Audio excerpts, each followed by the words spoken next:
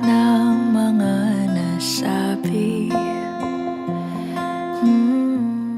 Hi babe, gusto kong umpisahan sa isang salita na alam kong aking paninindigan.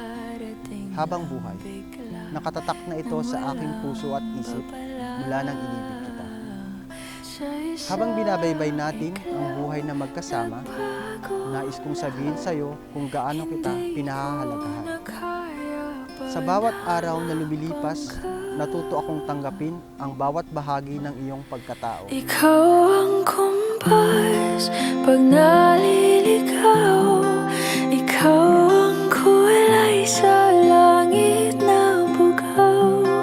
Sa bawat bagyo na dumadayo, ikaw ang kanlungan na kailangan ko.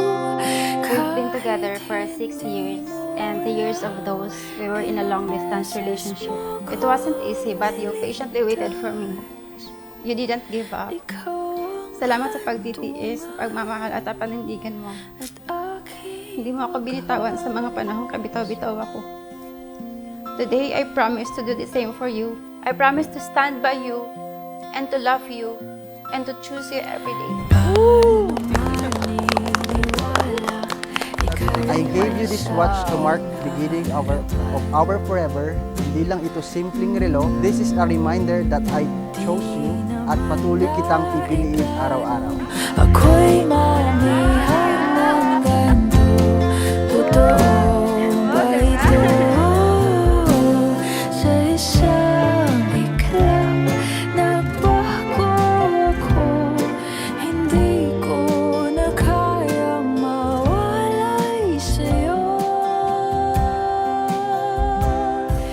Ikaw ang kumpas pag naliligaw. Raymart at Maika, kung mayroon man akong nais na inyong matandaan sa araw na ito ng inyong kasal, ito'y walang iba kundi ang katotohanan na ang pag-aasawa ay nakabatay sa bawat pagpapasya na ating ginagawa sa araw-araw.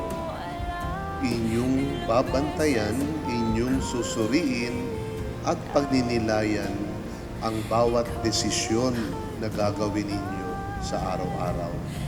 Sapagkat ang pagpapasya ang pinakapundasyon ng pag-aasawa.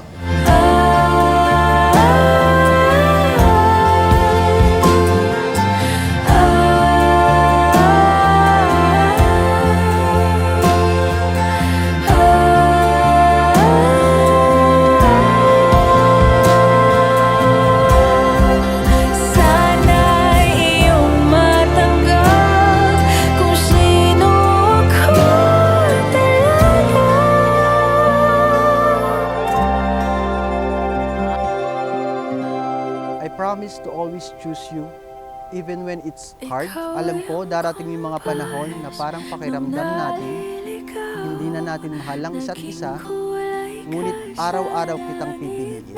I promise to be your partner, your support, and your best friend.